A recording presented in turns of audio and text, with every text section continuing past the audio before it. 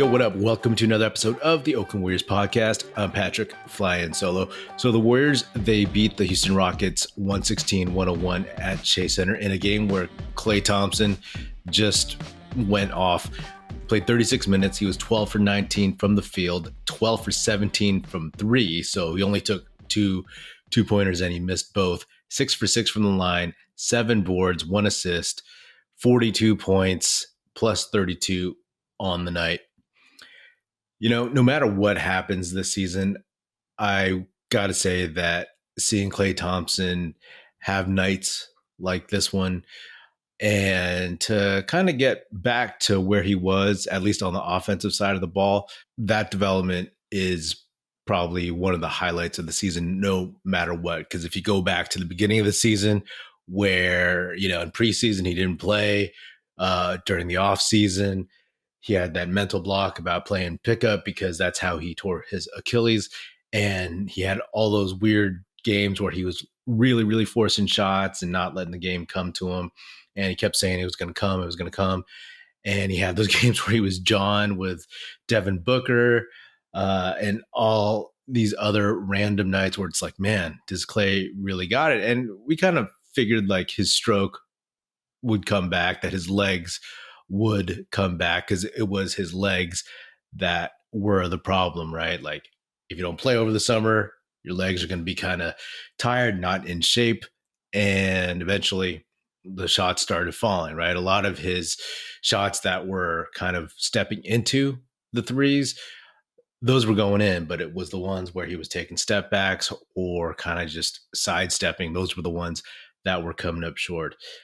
So games like this, you know, you just have to at least smile and enjoy them and embrace the entertainment value and just have fun with it, because how many more of these nights are we going to get over the next few years? You know what I mean? As this team gets a little bit older and as things start to change. This game overall, it was nice to get the win, but, you know, it doesn't really erase a lot of the other issues. You know, I don't want to just beat a dead horse and be all practical about everything. But you look at the schedule, that Lakers game that they lost, that was almost an expected loss, right? Steph is out, Peyton's out, Wiggins is out. And the Lakers, they were at home. They were feeling good. They have the boost of having all their guys healthy, having the new guys playing at home in LA. And, you know, the Warriors coughed that one up. I had said before that even if the Warriors were kind of expected to lose to the Lakers, I was really curious to see how they would come out.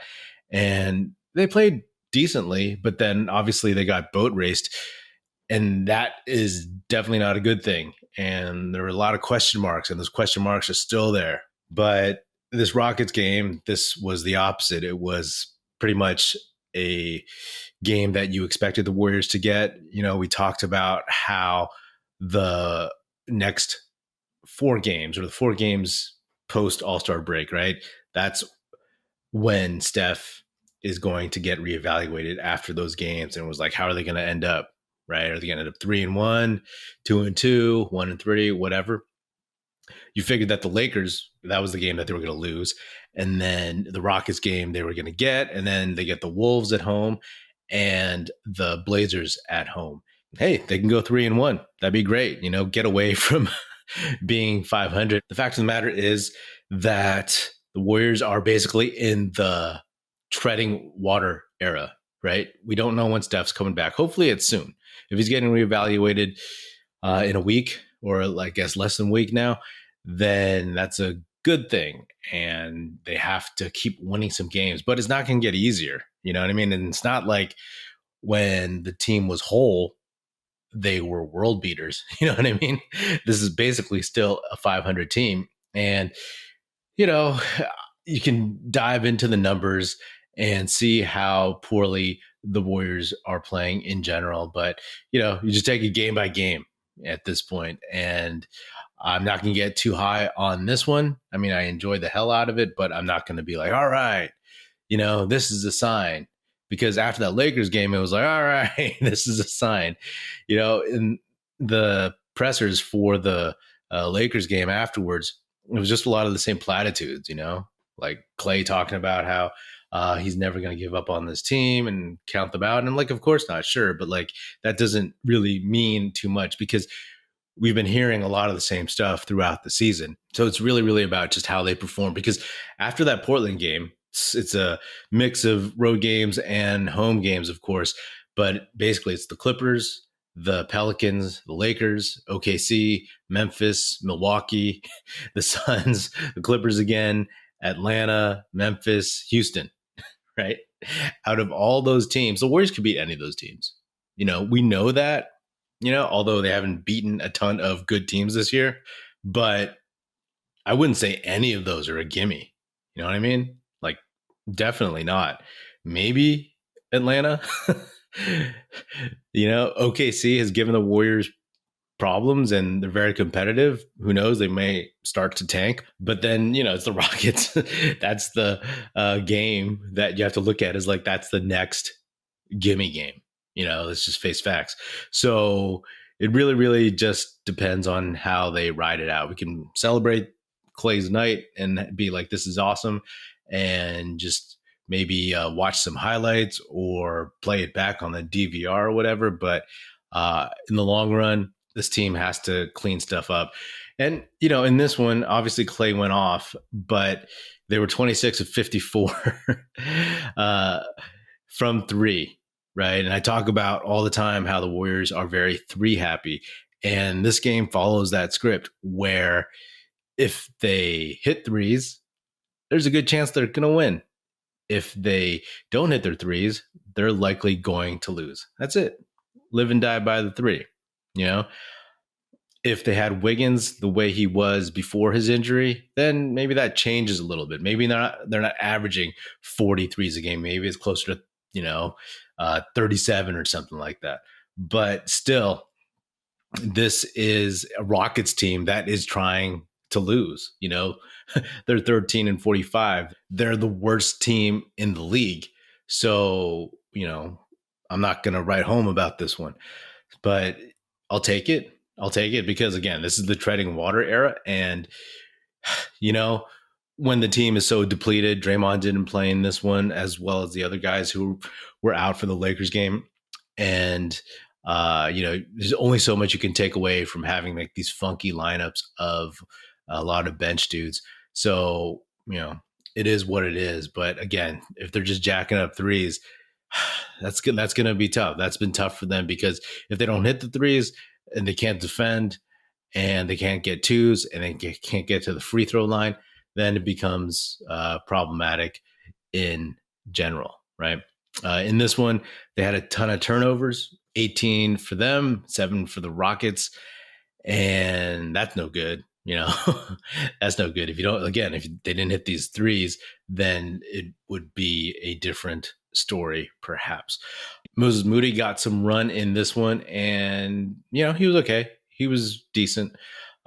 12 minutes, 1 for 4 from the field. All of them were 3-pointers, hit 1 free throw, 1 assist, +6 on the night, 4 points. And he got his feet wet, The real revelation, again, was Patrick Baldwin Jr. People have been clamoring for him to play ahead of Anthony Lamb. And Baldwin played 15 minutes. And he got some minutes in the first half, 4 for 8 from the field, 3 for 5 from 3, 3 boards, 1 assist, +1, 11 points. Now, at the beginning of the season, preseason, I talked about how PBJ is a steal, right? Because we know his history that he was a top 5-ish guy in his class, and he hurt his ankle, which affected his senior year. And then his freshman year, he played for his dad's lowly Milwaukee team, and they just weren't good, and he didn't really play that well. So his draft stock tanked. So the Warriors picked him up. He looks healthy, and he's the tallest dude on the team at like 6'10". And he has a really, really pure shot. His comps early on have always been Michael Porter Jr., and I'll take that. I'll definitely take that without the bad back. You know what I mean? But the thing about PBJ is that he has 2 things that are really important in the NBA. He is tall and he can shoot. So his shot is pure, and his release point is also pretty high just in general. But then if you tack that onto the fact that he's really tall, that's a tough shot to block, and he'll always be able to get that off. And also, again, he's a coach's son, and he definitely looks like he knows what he's doing out there. Like he's picked up things pretty well. And I've said every time I've seen him this season that, I expected him to be kind of a stiff in a lot of ways, but he's not the most athletic guy, but definitely he's not just like Davis Bertans out there. You know what I mean? So he surprised me with some of his mobility and his athleticism. And, that's one of the dudes. I mean, I've talked about how if the Warriors clean house over the summer, if they try to get more vets or whatever and sell low on some of these young guys, that if they keep Kuminga and PBJ, I mean, those are the two guys I definitely want them to keep. I said a couple months ago even that PBJ had passed up Moses Moody in terms of relative importance to this Warriors team and its foundation for the future, if they still want a foundation for the future, right? Because technically, if Moody is a guy who is supposed to be able to hit threes, PBJ can do it better, and he's taller. And even though Moody is, in theory, because he's smaller, should be just as, if not more, mobile and agile than PBJ. I mean, it's well reported, and we've talked about it, how he's not the most fast-footed laterally or in general, guy on the team. So PBJ, to me, is somebody that, especially after booting Wiseman, that is a keeper, right? I've had people tell me that they want to sell on all the young dudes and just patchwork a bunch of vets. And hey, again, I've said maybe Steph will demand that scorched earth, just like LeBron James does to every franchise he's been to. But me personally, just my preference as a longtime fan is I'd like to keep some youth in the cupboard to make sure that, these guys can still play. You know what I mean? It's just the fact that they overloaded, maybe overplayed their hand in terms of all these young dudes and the vets also kind of coasting for a lot of the early part of the season. But, that's a whole nother conversation that we've kind of had already, because the season's been back and forth, a lot of the same stuff. So I won't push that any further, but it was really, really fun to see him out there. And if you've listened to this podcast for a while, I used to dream of a future front court of Kuminga, PBJ, and James Wiseman. And obviously that's not going to happen ever again. But, Kuminga and PBJ, those are the ones that I think have staying power. Kuminga, he's had some struggles as of late.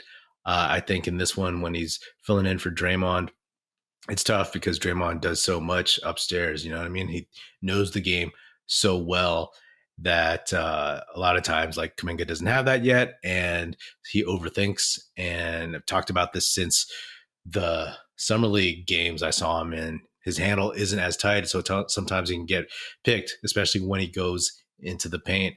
And guys are scouting him, especially if they don't have to worry about Steph or Wiggins.